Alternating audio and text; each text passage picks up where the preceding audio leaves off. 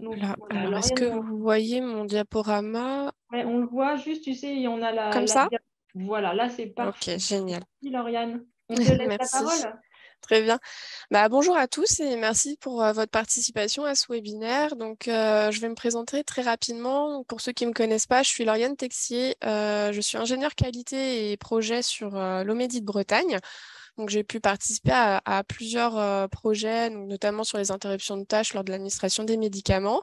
Et on a accès à un groupe de travail sur les situations et médicaments à risque spécifiques au secteur de la psychiatrie courant année 2022, où plusieurs outils ont été produits à l'aide de nos différents membres du groupe de travail, dont Guillaume Régnier qui est présent aujourd'hui.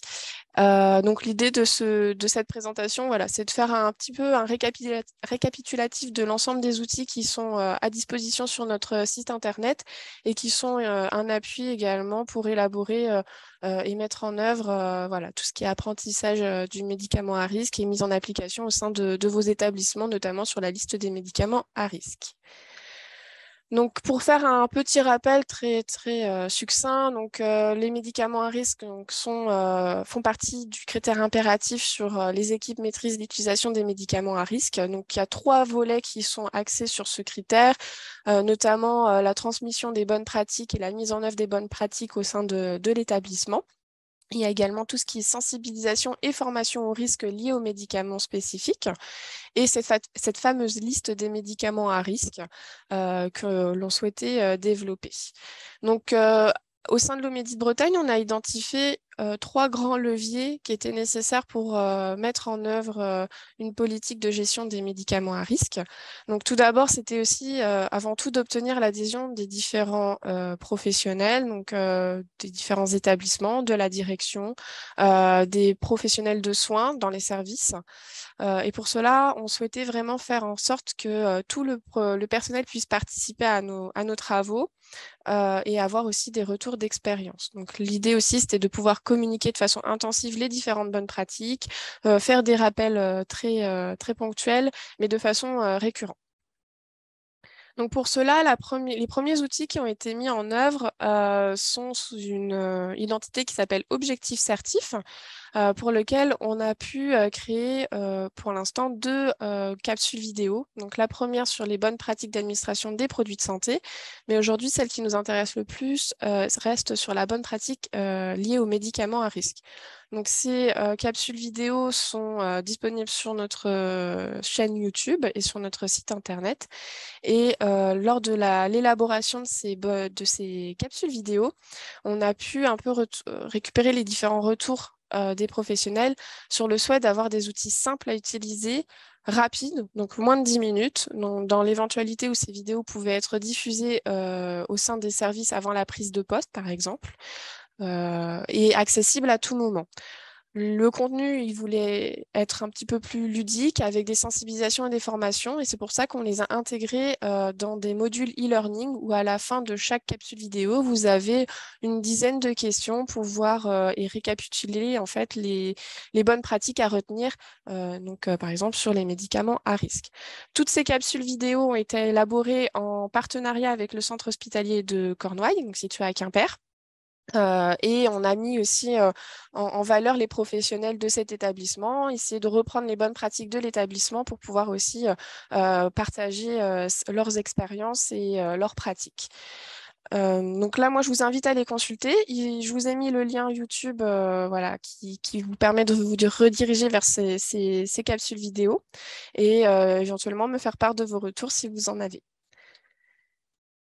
Ensuite, ce qu'on a souhaité mettre en œuvre au sein de l'Omédie de Bretagne, c'est un groupe de travail vraiment dédié aux situations et médicaments à risque en psychiatrie. Donc pour cela, on a fait appel à 6 établissements de la région Bretagne pour lesquels on a pu identifier plusieurs situations à risque qui sont jugées comme récurrentes ou avec une gravité assez importante.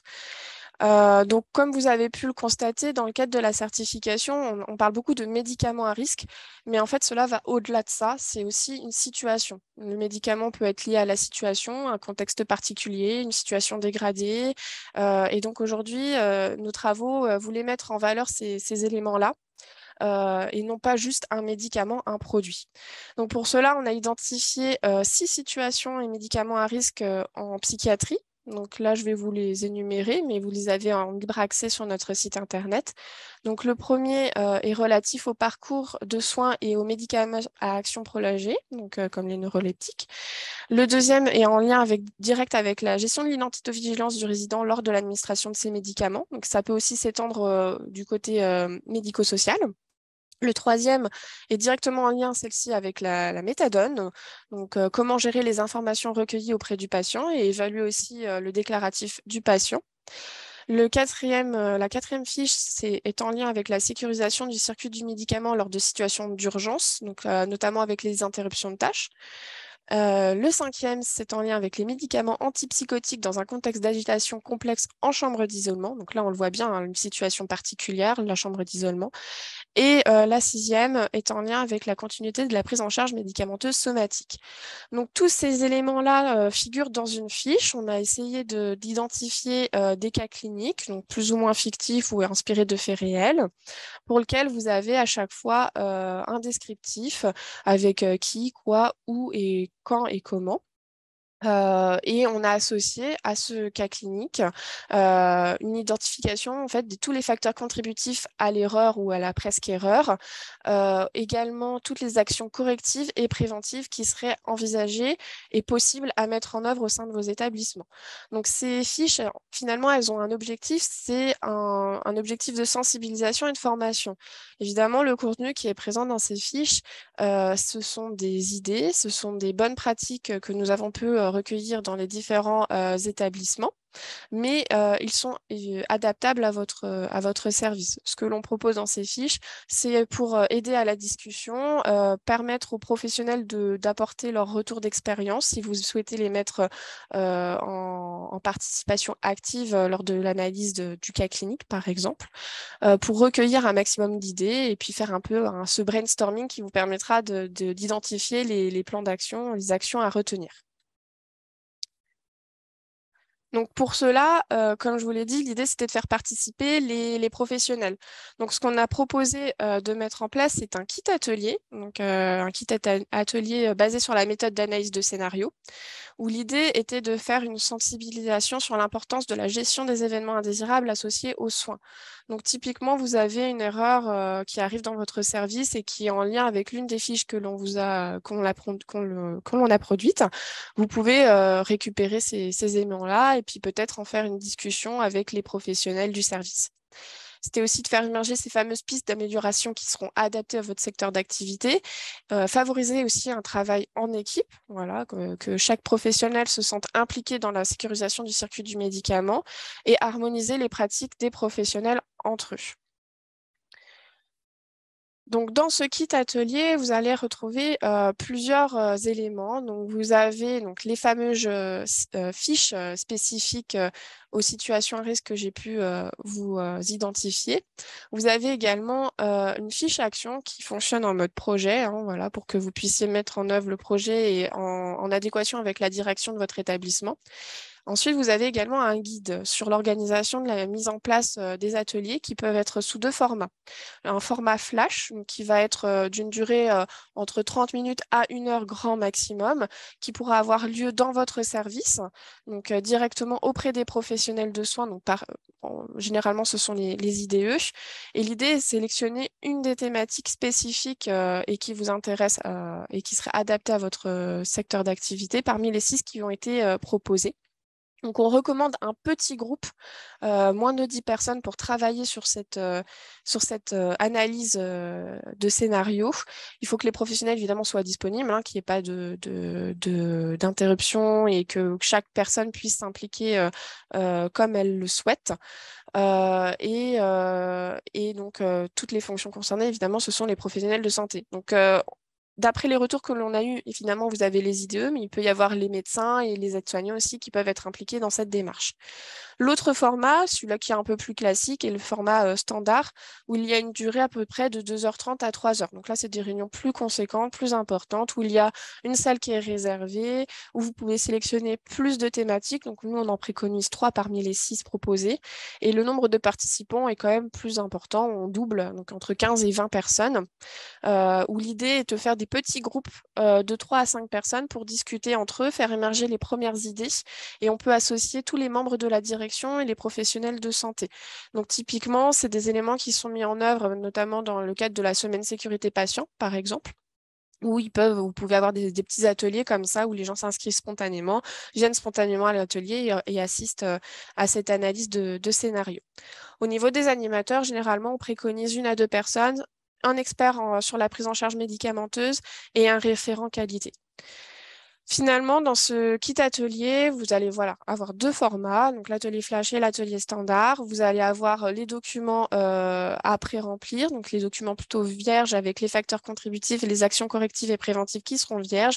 Et vous avez également le format corrigé, donc le format complet qui pourra être donné à la suite de la mise en place de cet atelier. À la fin, vous avez également un questionnaire de satisfaction et de suggestions pour améliorer et progresser dans la mise en œuvre de ces ateliers.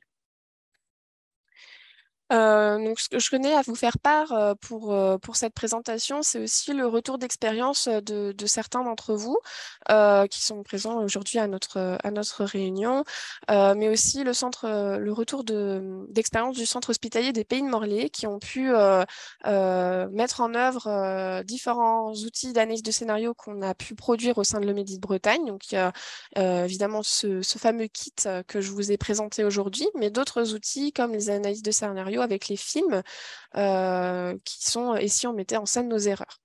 Donc l'idée, c'était de pouvoir avoir un peu un retour de vos confrères et consoeurs pour un peu vous en inspirer si vous le souhaitez et voir que ce genre d'outils est adaptable et modifiable et évidemment peut être fait sur un court temps sans pour autant empiéter sur l'activité standard et classique d'un service.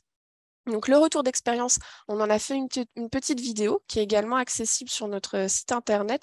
Je ne vais pas vous la présenter aujourd'hui parce que j'ai peur qu'on dépasse un petit peu les délais, mais je vous invite à la consulter. Donc c'est Nadège Ruot qui est technicienne qualité et gestion des risques et Karine Bars qui est cadre supérieur de santé associé à la direction des soins qui vous font part un petit peu de leur retour d'expérience.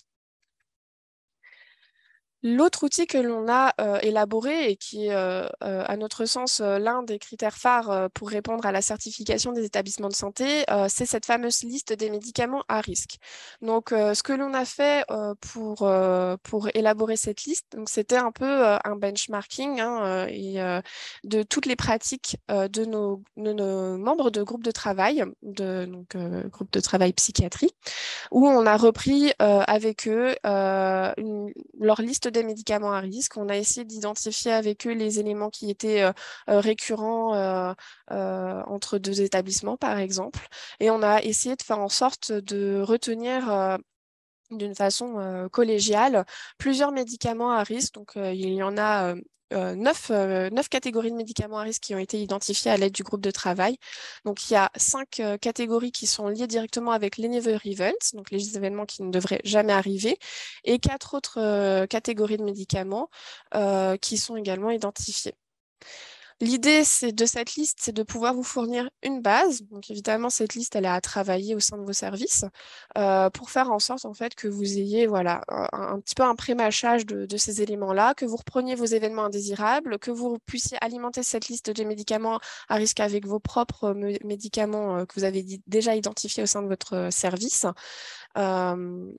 Et que derrière, en face de chaque catégorie de médicaments, vous ayez l'étape du circuit du médicament qui peut être concernée, si c'est la prescription, l'administration, la préparation, les principaux risques et types d'erreurs associées. Est-ce que ça va être des erreurs de dose? Est-ce que ça va être des erreurs de paramétrage d'une pompe?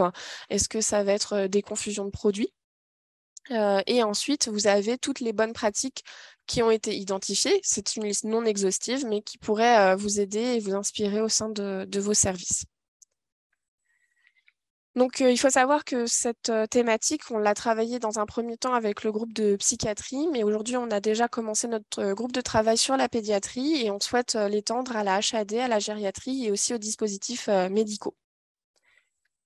Donc, ce que je vous invite à faire avant de passer aux différentes questions, c'est un petit sondage WooClap pour essayer de voir avec vous voilà, les mots-clés, les premiers éléments qui vous parlent et que je vous invite à transmettre quand on vous parle de situations et médicaments à risque. Donc, je vais mettre dans le chat un petit message. Alors, comme ça, vous allez pouvoir participer à ce sondage.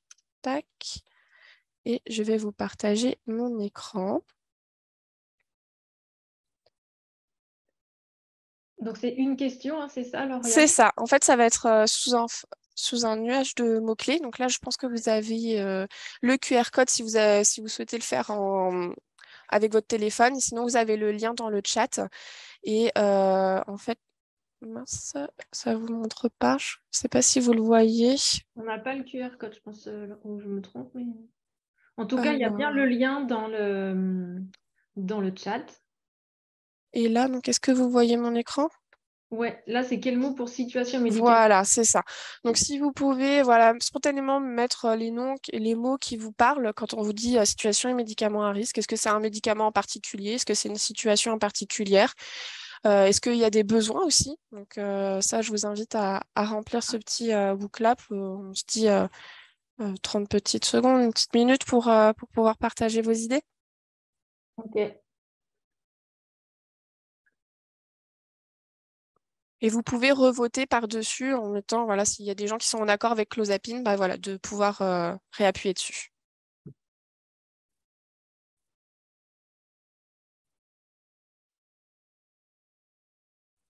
Je vois que ça fuse, c'est bien.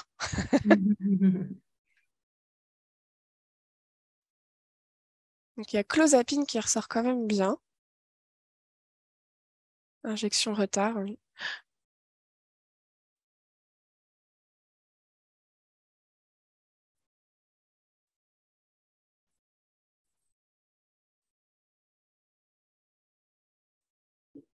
Ok, très bien. Ça bouge encore. Ouais, un petit peu. Après, voilà, le sondage reste ouvert si vous souhaitez l'alimenter un petit peu au cours de la réunion, je le laisserai ouvert. Mais Ouais. on voit qu'effectivement, il y a les neuroleptiques, la contention, avec, on en a parlé avec la chambre d'isolement, entre autres, les clozapines, ok, les psychotropes. Ah oui, la contention, hein. Mm, mm. Ouais. Injection retard. Mm. Mm. Ok. Bon, bah écoutez, il y a plusieurs éléments, les nappes, voilà, typiquement que vous pouvez retrouver dans ces fameuses fiches d'analyse de scénario. Donc, ces fiches sont amenées à évoluer, hein. On est sur la version 1, on les a testées un petit peu au sein des différents établissements. J'ai eu quelques retours de certains d'entre vous. Mais on va pouvoir présenter, j'espère, une version 2 un peu plus poussée. Mais l'idée, c'est que voilà, ça nous donnait déjà une bonne base de travail avec plusieurs bonnes pratiques, plusieurs préconisations et expériences terrain de vos confrères et vos consoeurs. Bah écoutez, je vous remercie pour ces éléments-là. Je laisse le sondage ouvert si vous voulez continuer à inscrire quelques idées mots-clés. Et je vais juste faire une slide de transition. Tac. Alors, j'espère que ça va bien l'afficher comme ça. Voilà, donc je vais terminer sur cette petite diaporama qui reprend finalement l'ensemble des éléments qu'on a pu mettre en œuvre au sein de l'Omédie Bretagne en partenariat soit avec le Centre hospitalier de Cornouailles, soit avec notre groupe de travail psychiatrie.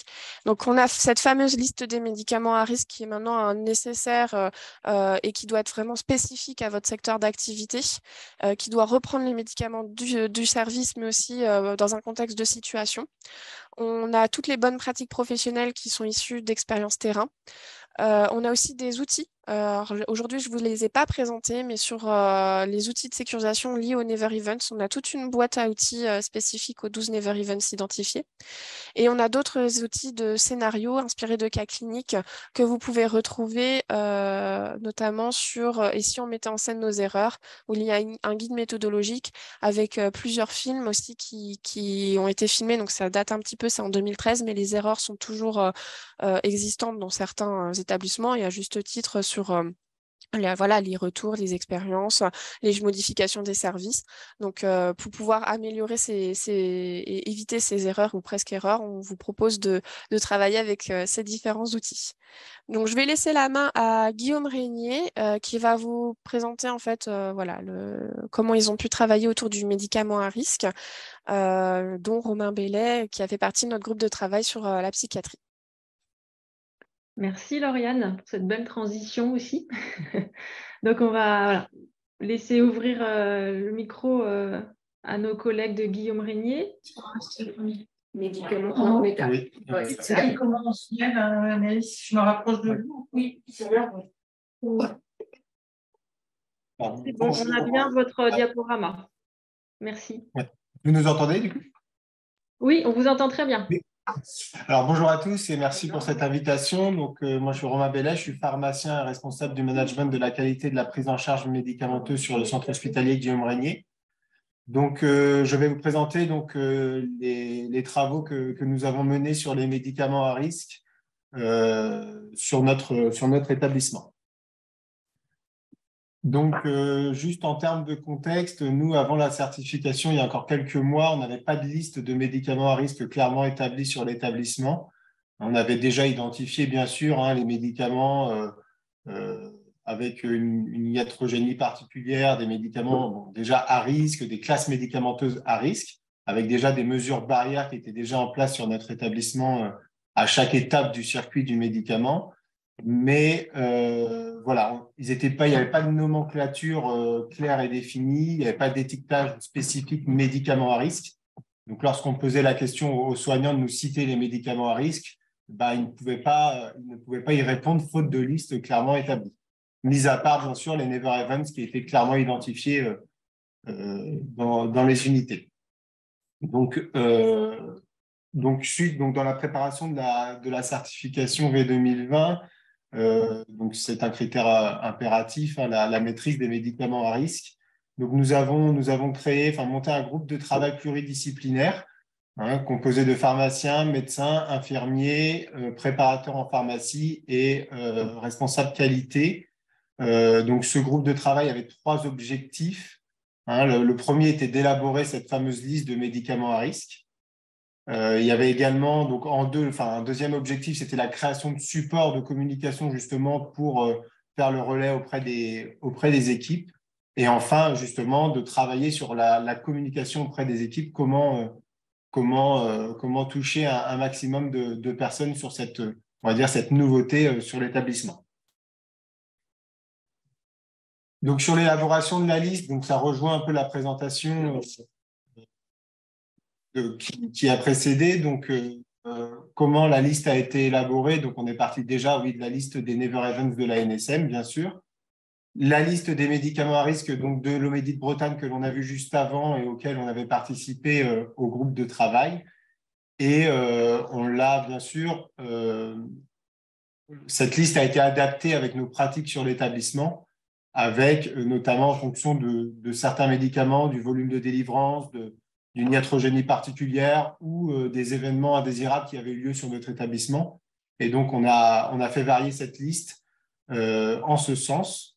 Donc, on a retenu 10 médicaments ou classes médicamenteuses donc, que vous avez donc, là sur la droite, donc les anticoagulants, les antipsychotiques à action prolongée, clozapine, eskétamine, les gaz médicaux, donc oxygène et méopa, les insulines, le lithium, tous les opioïdes, donc analgésiques de palier 3 et la méthadone, le méthotrexate et le potassium injectable.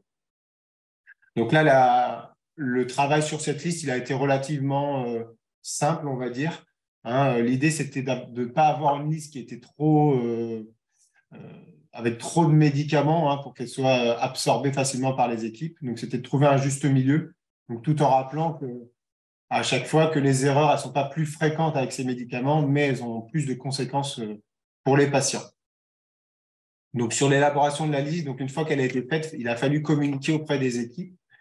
Donc, différents supports ont été créés par le groupe de travail. Donc, premièrement, une affiche synthétique que l'on va voir juste sur la diapo suivante, qui résume vraiment avec les principaux messages à retenir pour les soignants sur les 10 médicaments à risque. Cette affiche a été complétée par une procédure globale, donc la plus exhaustive possible sur les risques et toutes les mesures barrières à chaque étape du circuit du médicament. Donc, on va voir un exemple aussi juste après. Il y a eu une révision également de tous les étiquetages pour ces médicaments avec la position d'un logo commun, médicament à risque, que vous avez sur la droite, hein, pour vraiment qu'il y ait un rappel visuel pour tout soignant sur les étiquetages, sur les lieux de stockage et également sur les procédures et les supports papier. Et également sur tous les critères impératifs, dont celui-là, il y a une fiche mémo qualité qui a été créée en collaboration avec le service qualité. Donc, sur la fiche synthétique, voilà à quoi elle ressemble. Donc, elle reprend vraiment les 10 médicaments à risque. Donc, je dis médicaments, mais bon, ou classes médicamenteuses, hein, avec à chaque fois les spécialités concernées, le risque principal en rouge et la mesure barrière principale en vert. Éventuellement, le cas échéant, quand il y a une antidote, elle est rappelée sur cette fiche. Donc, cette fiche, elle est volontairement synthétique, hein, elle est accompagnée, donc il y a le lien dans le titre vers la procédure globale. L'idée, c'est que cette fiche, elle soit affichée, visible dans toutes les salles de soins, hein, rapidement par tout soignant. Donc, voilà, donc elle est volontairement, je le disais, synthétique et accompagnée d'une procédure globale qui, pour chaque médicament, donc là, vous avez l'exemple du potassium en dessous, avec les mesures barrières au niveau de la prescription. Voilà, si la prescription elle est bloquée, elle est bloquante pour les médecins, les conditions de prescription à respecter, les mesures en termes de dispensation à la PUI, les conditions, les modalités d'administration particulières et les modalités de stockage avec le rappel des risques et des toxicités pour ce médicament. Et pour chacun des 10 médicaments, il y a un rappel de toutes les mesures préventives et les conseils de bon usage pour ces 10 médicaments dans cette procédure globale. Enfin, donc, il a fallu donc, communiquer auprès des équipes et ça a été un petit peu la partie, on va dire, la plus compliquée, c'était de toucher un maximum de public, que ce soit les médecins et les infirmiers. Donc, étant donné en plus la taille de l'établissement, donc l'idée, c'est que tous les supports que je vous ai présentés juste avant ont été diffusés à la fois au format papier, également disponibles sur la gestion documentaire et l'intranet de l'établissement, où il y a un onglet spécifique bon usage médicaments et dispositifs médicaux. On retrouve cette affiche et cette procédure directement sur l'intranet de l'établissement. Nous sommes passés via les référents pharmacie de chaque unité, via une information de tous les référents pharmacie sur cette nouveauté des médicaments à risque. Le but, c'était que chaque référent pharmacie fasse le relais auprès des équipes pour la transmission des principales informations liées à cette liste de médicaments à risque. Ils avaient pour rôle également d'afficher dans les salles de soins donc l'affiche synthétique et de réétiqueter les médicaments aux différents emplacements de stockage dans les salles de soins. On a procédé également à un paramétrage du logiciel d'aide à la prescription, où sur chaque médicament à risque, il y a un logo qui apparaît et des modalités qui rappellent que c'est un médicament à risque et pourquoi. Donc, comme ça fait un rappel pour chaque prescripteur à l'initiation de la prescription, mais également pour tout soignant lors de l'administration des médicaments. Donc, on a un rappel ici sur le logiciel en plus de l'étiquetage et de la liste qui était affichée. Et également, il y a eu une présentation donc, en CME d'établissement pour faire passer le message aux prescripteurs. Et également, il y a eu une transmission également par mail à l'ensemble des prescripteurs. Donc, c'est cette partie communication qui a été un petit peu la plus compliquée à mettre en œuvre parce qu'on a dû passer par différents biais, différents canaux. Mais du coup, en termes de résultats, on était très satisfaits puisqu'on a eu des très bons résultats sur ce critère. Voilà, je vous remercie et s'il y a des questions, n'hésitez pas. Merci beaucoup. Alors, j'ai vu passer une question. Est-ce que tu la vois? Oui, voilà. Moi, je ne la vois pas sur... Voilà. Effectivement, on a une question à vous partager. Est-ce que le logo que vous avez créé pour bien identifier ces médicaments à risque, il est visible dans Sillage et dans le plan de soins? Alors, non, alors c'est pas ce même logo. Ce logo, donc ici, vous voyez à droite, il a été, donc, on le retrouve sur les différents supports de communication, sur les étiquetages. D'accord. Après, sur Sillage, c'est un logo différent. C'est le triangle rouge là que vous voyez. Je ne sais pas si vous le voyez bien. Le triangle rouge sur la ligne de. C'est mon curseur, peut-être. Oui, effectivement, on le Là, voit. sur la ligne de clozapine, où on n'avait pas la main sur le choix du logo. Sur le paramétrage des fiches médicaments, il y a la possibilité de cocher médicaments à risque et ça déclenche ce logo-là sur les lignes de prescription. D'accord. Est-ce qu'on a d'autres questions, Gaëlle? Je ne les vois pas. J'ai un petit bug sur mon ordi. Est-ce que vous... Peut-être, au final, depuis l'élaboration de cette liste jusqu'à la communication aux différentes équipes de soins, en passant par le paramétrage, enfin, voilà, on voit bien que ça inclut différentes tâches à faire. Au niveau du temps passé, combien de temps ça vous a demandé tous ces travaux que vous venez de nous présenter, pour avoir un ordre d'idée, hein, grossièrement? Ouais. En 3-4 mois entre le début de l'élaboration du groupe de travail D'accord. et puis la finalisation de tous les supports et puis une fois que la communication était faite Ouais.